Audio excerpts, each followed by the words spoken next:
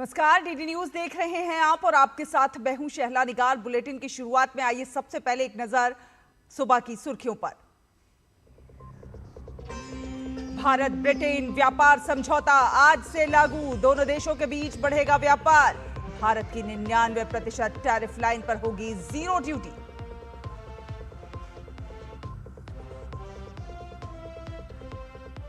बारहवीं ब्रिक्स श्रम और रोजगार मंत्रियों की बैठक आज से हैदराबाद में। केंद्रीय मंत्री मनसुख मांडविया करेंगे अध्यक्षता। सामाजिक सुरक्षा और कौशल विकास पर होगी चर्चा।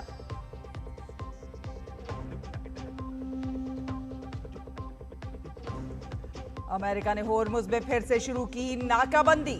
जहाजों से 20% टोल वसूली के फैसले पर ट्रंप का यू टर्न। पश्चिमी एशिया देशों के लिए सुझाया नया बिजनेस प्लान।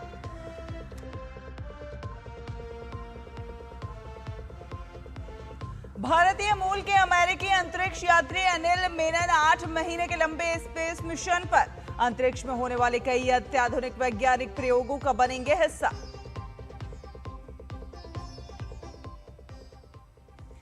और स्पेन पहुंचा फीफा विश्व कप 2026 के फाइनल में। एक तरफा सेमीफाइनल में फ्रांस को 2-0 से दी करारी शिकस्त और जाबल और पोरो ने दागे एक गोल। तो शुरुआत करते हैं सबसे महत्वपूर्ण खबर के साथ। जी हां, भारत और ब्रिटेन के बीच व्यापक आर्थिक और व्यापार समझौता यानी कि CETA लागू हो गया है और इस समझौते का मकसद दोनों देशों के बीच व्यापार बढ़ाने के साथ ही निवेश को बढ़ाना है और कारोबारी लागत को कम करना है। CETA से भारत को निर्यात के लिए एक बड़ा बाजार मिलता हुआ नजर आएगा। भारत के सामान पर जीरो टैरिफ होने से ब्रिटेन में बिकने वाले भारतीय सामान सस्ते होंगे, जिससे निर्यात तेजी से बढ़ेगा। अब भारत की लगभग 99% टैरिफ लाइन को ब्रिटेन में जीरो ड्यूटी एक्सेस मिलेगा। जीरो ड्यूटी होने से भारत का सामान दूसरे देशों के सामान के मुकाबले ब्रिटेन में ज्यादा प्रतिस्पर्धी होगा, जिससे निर्यात बढ़ेगा और इससे उद्योगों को नए ऑर्डर मिलेंगे और भारत में रोजगार के अवसर बढ़ते हुए नजर आएंगे। भारत ब्रिटेन के बीच हुआ ये फ्री ट्रेड एग्रीमेंट भारतीय पेशेवरों के लिए नए रास्ते खोलता नजर आएगा। डबल कंट्रीब्यूशन कन्वेंशन यानी कि DCC लागू होने से भारतीय पेशेवरों को बड़ी राहत मिलती नजर आएगी। तो भारत यूके व्यापक आर्थिक व्यापार समझौता बेहद महत्वपूर्ण। भारत यूके आर्थिक एवं व्यापार समझौते से भारतीय निर्यातकों को बड़ा लाभ होगा। यूके के बाजार में भारतीय उत्पादों को बेहतर पहुंच मिलेगी। कई क्षेत्रों में टैरिफ घटकर शून्य हो जाएंगे। भारतीय निर्यात की प्रतिस्पर्धात्मक क्षमता बढ़ती भी नजर आएगी। MSME और किसान और श्रमिकों को नए अवसर मिलेंगे। तो भारतीय निर्यातकों को ये बड़े लाभ होते हुए नजर आएंगे। पारंपरिक कारीगरों और उद्योगों को लाभ होगा। साथ ही साथ संवेदनशील कृषि और कृषि से जुड़े क्षेत्रों को सुरक्षा प्रदान की गई है इस पूरे समझौते में। तो भारतीय निर्यातकों को बड़ा लाभ होगा। डेयरी, अनाज और मिलेट्स क्षेत्र इसमें सुरक्षित रखे गए हैं। साथ साथ खाद्य तेल, तिलहन और सब्जियों को इसमें संरक्षण दिया गया है। तो भारतीय निर्यातकों को बड़ा लाभ होता हुआ नजर आएगा। साथ ही कृषि के क्षेत्र में देखा जाए तो उसे कहीं ना कहीं संरक्षण मिलता हुआ नजर आएगा। भारत मालदीव मुक्त व्यापार समझौते के लिए वार्ता का पहला दौर सफलतापूर्वक संपन्न हो गया और ये द्विपक्षीय व्यापार और निवेश संबंधों को विस्तार देने की दिशा में एक बेहद महत्वपूर्ण कदम माना जा रहा है। वार्ता पिछले सप्ताह वर्चुअल माध्यम से आयोजित की गई थी। वाणिज्य और उद्योग मंत्रालय ने कहा कि इस दौरान दोनों पक्षों ने सभी पहलुओं पर ठोस प्रगति की और कई मुद्दों पर व्यापक सहमति बनी है। भारत मालदीव का दूसरा सबसे बड़ा व्यापारिक साझेदार है। दोनों देशों के बीच द्विपक्षीय व्यापार वर्ष 2025-26 में $771 मिलियन से अधिक का था। वर्ष 2024-25 में ये $679 मिलियन था। इसमें 13.5% से अधिक की बढ़ोतरी हुई है। प्रस्तावित समझौते से बाजार पहुंच बढ़ाकर, निवेश को सुगम बनाकर, अधिक आर्थिक सहयोग को बढ़ावा देकर और दोनों ही देशों में सतत आर्थिक विकास में योगदान देकर द्विपक्षीय आर्थिक और व्यापारिक संबंधों को मजबूत करने की इससे उम्मीद लगाई जा रही है। तो बैठक में FTA की प्रगति की भी समीक्षा हुई है। द्विपक्षीय आर्थिक पहलों की प्रगति की भी इसमें समीक्षा होते हुए नजर आई। और आपको बता दें कि भारत आज और कल हैदराबाद में ब्रिक्स देशों के श्रम एवं रोजगार मंत्रियों की बैठक की मेजबानी कर रहा है। वर्ष 2026 में भारत का ब्रिक्स अध्यक्षता के तहत आयोजित इस प्रमुख मंत्री स्तरीय बैठक की अध्यक्षता केंद्रीय श्रम एवं रोजगार मंत्री मनसुख मांडविया करेंगे, जिसमें ब्रिक्स सदस्य देशों के मंत्री और वरिष्ठ अधिकारी भाग ले रहे हैं। भारत की ब्रिक्स अध्यक्षता की theme building resilience, innovation, cooperation and sustainability के अनुरूप आयोजित इस बैठक में सामाजिक सुरक्षा का विस्तार और श्रम बाजार का औपचारिकीकरण, कार्यबल में महिलाओं की भागीदारी को बढ़ाना, रोजगार क्षमता एवं कौशल विकास में सहयोग और गिग और प्लेटफॉर्म श्रमिकों सहित सभी श्रमिकों के लिए डिजिटल प्रौद्योगिकी के किस प्रकार से बेहतर उपयोग हो सके जैसे 4 प्रमुख विषयों पर विचार विमर्श होता हुआ नजर आएगा।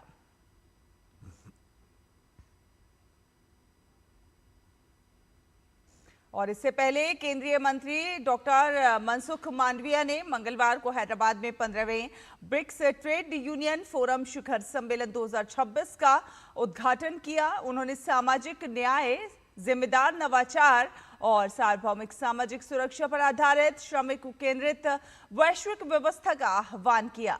डॉक्टर मांडविया ने कहा कि भारत में सामाजिक सुरक्षा का दायरा 2015 के 19% से बढ़कर 2026 में 1 अरब से अधिक लोगों तक पहुंचने की दिशा में है।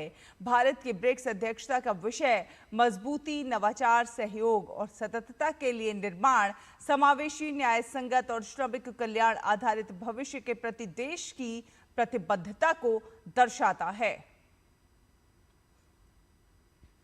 और भारत और स्पेन ने व्यापार, निवेश और प्रौद्योगिकी साझेदारी को नई गति देने की दिशा में बेहद महत्वपूर्ण और बड़ा कदम उठाया है। केंद्रीय वाणिज्य एवं उद्योग मंत्री पीयूष गोयल के मैड्रिड दौरे के दौरान दोनों देशों के बीच कई एक उच्च स्तरीय बैठकें हुई थी और इन बैठकों में व्यापार, निवेश, मैन्युफैक्चरिंग, नवाचार और भारत यूरोपीय संघ मुक्त व्यापार समझौते यानी कि इंडिया EU FTA को आगे बढ़ाने पर विशेष जोर दिया गया था। देखिए आप भी। भारत और स्पेन के आर्थिक संबंध लगातार नई ऊंचाई की ओर बढ़ रहे हैं। इसी कड़ी में केंद्रीय वाणिज्य एवं उद्योग मंत्री पीयूष गोयल के मैड्रिड दौरे में दोनों देशों के बीच आर्थिक रिश्तों को मजबूत करने पर जोर रहा। दौरे की शुरुआत स्पेन के उप प्रधानमंत्री एवं वाणिज्य मंत्री कार्लोस क्वेर्पो कैबलेरो के साथ द्विपक्षीय बैठक से हुई। बैठक में नवीकरणीय ऊर्जा, डिजिटल प्रौद्योगिकी, व्यापार और निवेश के क्षेत्र में सहयोग बढ़ाने पर चर्चा हुई। इसके बाद पीयूष गोयल ने स्पेन के उद्योग मंत्री जोर्डी हेरिउ से मुलाकात कर विनिर्माण, निवेश और रोजगार सृजन के अवसरों पर विचार विमर्श किया। So we've agreed to put in place a roadmap to be able to spearhead, to be able to increase the speed of these relationships in the next few years with clear deliverables, and we hope to be able again to have a next meeting in the fall, potentially also with my visit to India. Madrid में आयोजित Bharat Spain business forum इस दौरे का प्रमुख आकर्षण रहा। Spanish chamber of commerce, CEOE और FICCI के संयुक्त सहयोग से आयोजित इस मंच पर उद्योग जगत ने निवेश और नवाचार के अवसरों पर चर्चा की। पीयूष गोयल ने स्पेनिश कंपनियों को भारत में निवेश का न्योता दिया। Shall we agree to invest deeper into each other's people, into each other's businesses, into each other's economies, into each other's future? 2, can we agree to leverage all the opportunities that this free trade agreement is opening up for both countries? The recent signing of EU-India Free Trade Agreement is a strong political signal to the world. It reflects the vision and ambition of our countries to move forward in times of growing protectionism and fragmentation of the value chain. ऐसे समय में जब भारत वैश्विक निवेश, विनिर्माण और आपूर्ति श्रृंखला का प्रमुख केंद्र बन रहा है, ये दौरा भारत यूरोप आर्थिक सहयोग को और मजबूत करने की दिशा में महत्वपूर्ण कदम माना जा रहा है। आत्मन संधू की रिपोर्ट, DD न्यूज, मैड्रिड। और विदेश मंत्री डॉक्टर एस जयशंकर 6 देशों की 11 दिवसीय आधिकारिक यात्रा पर हैं। मंगलवार को उन्होंने बेल्जियम का दौरा कर यूरोपीय उद्योग की उपाध्यक्ष काजा क्लास के साथ उन्होंने बैठक की और इस बैठक के दौरान पश्चिम एशिया पर उपयोगी चर्चा हुई और शांति और स्थिरता सुनिश्चित करने की आवश्यकता पर बातचीत की गई। इसके साथ ही विदेश मंत्री ने सुरक्षित समुद्री व्यापार के महत्व पर अपने विचार साझा किए और आपूर्ति श्रृंखला की मजबूती सुनिश्चित करने के लिए भारत यूरोपीय संघ रणनीतिक साझेदारी को आगे बढ़ाने पर उन्होंने जोर दिया। विदेश मंत्री डॉक्टर एस जयशंकर ने यूरोपीय परिषद के अध्यक्ष एंटोनियो कोस्टा से भी मुलाकात की और इस दौरान उनके साथ वाणिज्य और उद्योग मंत्री पीयूष गोयल, इलेक्ट्रॉनिक्स और सूचना प्रौद्योगिकी राज्य मंत्री जितिन प्रसाद, प्रधान वैज्ञानिक सलाहकार प्रोफेसर अजय के सूद भी मौजूद रहे। फिलहाल एक छोटा सा ब्रेक के उस पार खबरों का ये सफर जारी रहेगा। आप देखते रहिए टीटी न्यूज़। आपको हेल्थ इंश्योरेंस पैसों की बर्बादी लगती है ना? कल जब आपको हॉस्पिटल का लाखों का बिल भरना पड़ेगा ना, तब होगी पैसों की असली बर्बादी। बात करते हैं। आज ही पॉलिसी बाजार से हेल्थ इंश्योरेंस लीजिए। पॉलिसी बाजार पे 1 करोड़ का हेल्थ इंश्योरेंस सिर्फ 550 रुपए हर महीने से शुरू होता है। बढ़ता है, खेलता है, झूलता उछलता है, दौड़ता कभी कभी दौड़ कराता है, आगे आगे बढ़ता है इंडिया, अमूल दूध पीता है इंडिया।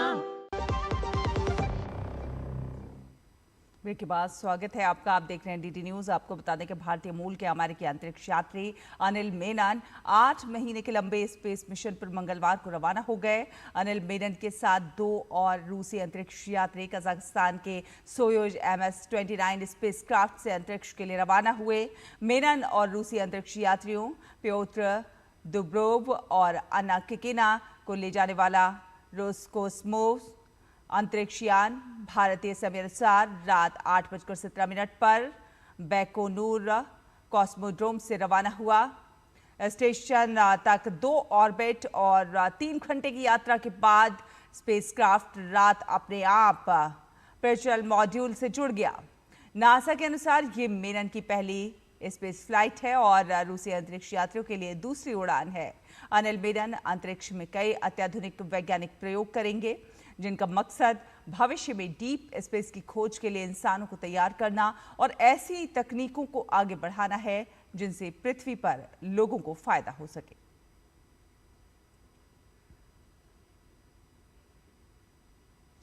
और आगे बढ़ेंगे। आपको बता दें कि लद्दाख में स्थानीय स्वशासन को नई ताकत मिलने जा रही है। केंद्र शासित प्रदेश प्रशासन ने सभी 7 जिलों में स्वायत्त हिल डेवलपमेंट काउंसिल गठित करने का फैसला किया है। ये फैसला लोकतांत्रिक विकेंद्रीकरण को मजबूत करने के साथ साथ हर जिले को अपने विकास की दिशा तय करने का अधिकार देगा। देखिए रिपोर्ट।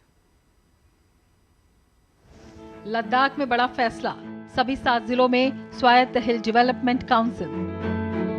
लद्दाख में लोकतंत्र अब और अधिक जमीनी और ज्यादा स्थानीय होगा। सभी 7 जिलों में स्वायत्त हिल डेवलपमेंट काउंसिल बनाने का फैसला किया गया है। जो 2 जिले हुआ करते थे लेह और कारगिल, उसकी जगह 7 जिले हो गए और इन 7 जिलों को सुदृढ़ करने के लिए एक प्रशासनिक ढांचा बनाया गया। अभी हाल में तहसीलों का गठन हुआ, नई तहसीलें बनी और तहसीलदार की पोस्टिंग हो गई। माननीय उपराज्यपाल जी ने फैसला किया कि जो इंजीनियरिंग विंग है हर एक जिले के अंदर हो, PWD का, रूरल वर्क्स का और PHE का, और जो अधिकारी हैं उनकी पोस्टिंग के आदेश भी जारी कर दिए गए हैं। अब लद्दाख के सभी 7 जिलों यानी लेह, कारगिल, शाम, नुब्रा, चांगथांग, चांसकर और द्रास में स्वायत्त हिल डेवलपमेंट काउंसिल होगी। नए जिलों को भी वही अधिकार मिलेंगे जो अब तक लेह और कारगिल के हिल काउंसिलों को प्राप्त हैं। शाम, नुब्रा, चांगथांग, चांसकर और द्रास जैसे नए जिलों को भी अब भूमि प्रबंधन, जिला कैडर में भर्ती, अपना काउंसिल फंड और स्थानीय संसाधनों के बेहतर प्रबंधन जैसे महत्वपूर्ण अधिकार मिलेंगे। हर जिले को मिलेगी नई ताकत, भूमि और भूमि आवंटन, जिला कैडर में भर्ती, अपना काउंसिल फंड, कर और शुल्क लगाने का अधिकार। इसके साथ ही स्वास्थ्य, शिक्षा, पर्यटन, बुनियादी ढांचे और सामाजिक कल्याण जैसी योजनाओं की प्राथमिकताएं भी अब जिला स्तर पर तय की जाएंगी। इससे विकास योजनाएं स्थानीय जरूरतों के हिसाब से बनाई जा सकेंगी। स्थानीय विकास को मिलेगी नई गति। स्वास्थ्य, शिक्षा, पर्यटन, बुनियादी ढांचा, सामाजिक कल्याण। बहुत लोगों ने हमको ये मांग करी कि LHDC का गठन किया जाए, और शायद उनकी कल्पना में भी नहीं था कि इतनी जल्दी ये फैसला हो जाएगा। मगर लोगों की जो एक आकांक्षा है कि हमारे यहाँ पे जमहूरियत की जड़ें मजबूत हों, उसको मुकम्मल करने के लिए, अंजाम दिलाने के लिए ये फैसला किया गया है। पंचायती राज संस्थाएं पहले की तरह काम करती रहेंगी। साथ ही केंद्र शासित प्रदेश स्तर पर एक नई व्यवस्था का भी प्रस्ताव है, जिस पर केंद्र सरकार और लद्दाख के प्रतिनिधियों के बीच चर्चा के बाद अंतिम फैसला लिया जाएगा।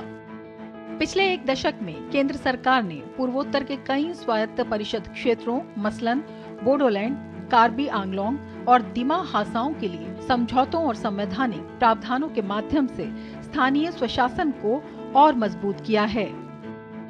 जनवरी 2020 में ऐतिहासिक बोडो समझौता हुआ, जिसके जरिए बोडोलैंड टेरिटोरियल काउंसिल के कार्यक्षेत्र का दायरा और उसकी शक्तियों को बढ़ाया गया। जनवरी 2020 में ही ब्रू रियांग समझौता हुआ। सितंबर 2021 में कार्बी आंगलोंग समझौता हुआ। इसमें असम की क्षेत्रीय और प्रशासनिक अखंडता को प्रभावित किए बिना कार्बी आंगलोंग स्वायत्त परिषद को और अधिक स्वायत्तता का हस्तांतरण किया गया। अप्रैल 2023 में दीमा हसाओ जिले से हिंसा की समाप्ति और विकास के नए युग की शुरुआत के लिए बड़ा समझौता हुआ।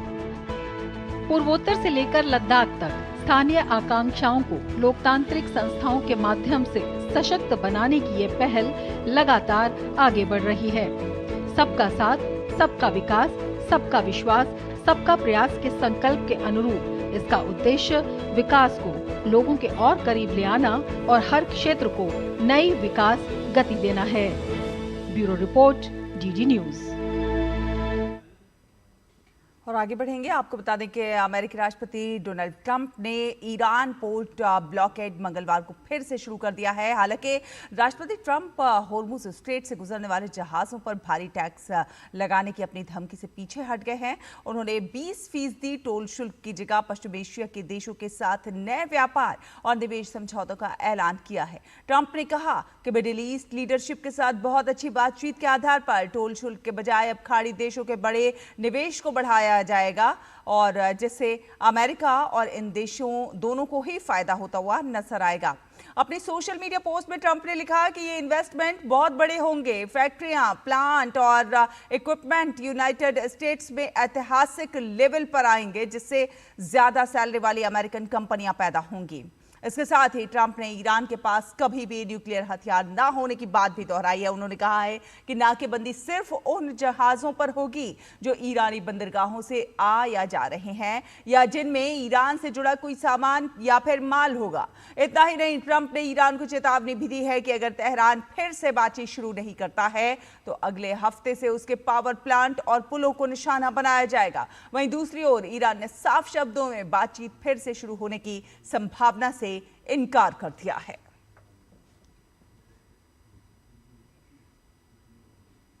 तो अमेरिका ने फिर से नाकेबंदी शुरू की है और अमेरिका ईरान के बीच वार पलटवार अभी भी लगातार जारी है। कुवैत का कहना है कि नेवी के जहाज पर ईरान के हमले में क्रू के 4 लोग घायल हुए हैं। ईरान की मिसाइल और ड्रोन हमले से अटैक किया गया, जिसमें कुवैत की नेवी के एक जहाज पर हमला हुआ, जिसमें क्रू के 4 लोग घायल हो गए।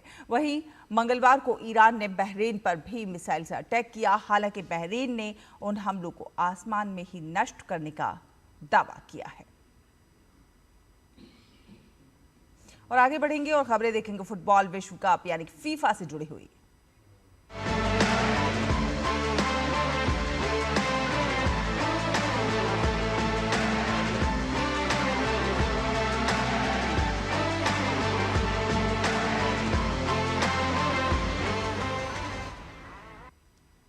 तो फीफा विश्व कप 2026 के पहले सेमीफाइनल में स्पेन ने फ्रांस को 2-0 से हराकर फाइनल में जगह बना लिया और इस मुकाबले में स्पेन की टीम ने शुरुआत से ही आक्रामक खेल का प्रदर्शन किया। गेंद पर नियंत्रण बनाए रखते हुए स्पेन ने फ्रांस पर लगातार दबाव बनाया। स्पेन की ओर से मिकेल ओयारज़ाबाल ने 22वें मिनट में पेनल्टी पर पहला गोल किया, जबकि दूसरे हाफ में पेड्रो पोरो ने 58वें मिनट में शानदार गोल दागकर टीम की जीत लगभग तय कर दी। दूसरी ओर फ्रांस को कुछ अवसर जरूर मिले, लेकिन टीम उन्हें गोल में बदल नहीं सकी। स्पेन के गोलकीपर और डिफेंस ने फ्रांस के हर हमले को सफलतापूर्वक विफल कर दिया। पूरे मुकाबले में स्पेन ने संतुलित अटैक और मजबूत डिफेंस का शानदार प्रदर्शन किया और इस जीत के साथ स्पेन ने फीफा विश्व कप 2026 के फाइनल में प्रवेश कर लिया है और अब उसका सामना सेमीफाइनल में इंग्लैंड और अर्जेंटीना के होने वाले मुकाबले के विजेता से होगा। वहीं फ्रांस की टीम अब तीसरे स्थान के प्लेऑफ मुकाबले में उतरेगी और फीफा विश्व कप 2026 के दूसरे सेमीफाइनल में आज देर रात मौजूदा चैंपियन अर्जेंटीना का सामना इंग्लैंड से होगा। दोनों टीमों के बीच ये मैच अमेरिका के अटलांटा स्थित मर्सिडीज बेंज स्टेडियम में खेला जाएगा। अर्जेंटीना ने क्वार्टर फाइनल में स्विट्जरलैंड को 3-1 से हराकर अंतिम 4 में जगह बनाई, जबकि इंग्लैंड ने नॉर्वे को 2-1 से शिकस्त देकर सेमीफाइनल का टिकट कटाया। लियोनेल मेसी की अगुवाई वाली अर्जेंटीना लगातार दूसरी बार विश्व कप फाइनल में पहुंचने के इरादे से उतरेगी, तो वहीं इंग्लैंड की टीम 1966 के बाद पहली बार विश्व कप खिताबी मुकाबले में जगह बनाने का सपना पूरा करना चाहेगी। इस मुकाबले की विजेता टीम फाइनल में स्पेन से भिड़ेगी।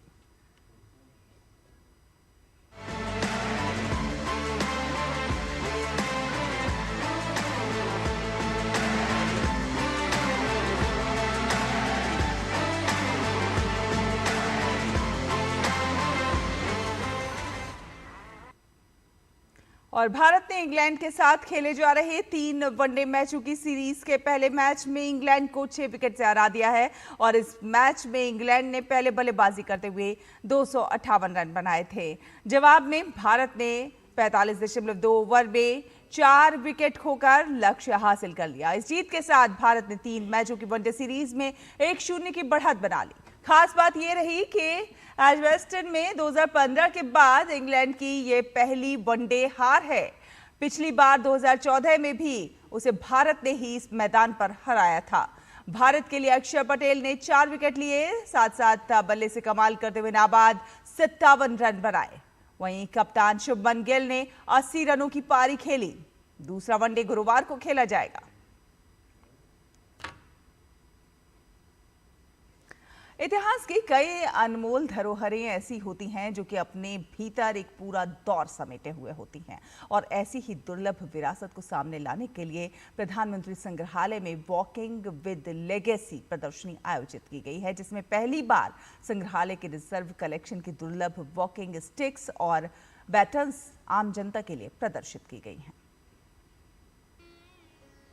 14 से 23 जुलाई तक प्रधानमंत्री संग्रहालय की परिचय गैलरी में आयोजित इस प्रदर्शनी में विभिन्न कालखंडों की वॉकिंग स्टिक्स और बैटन्स प्रदर्शित हैं।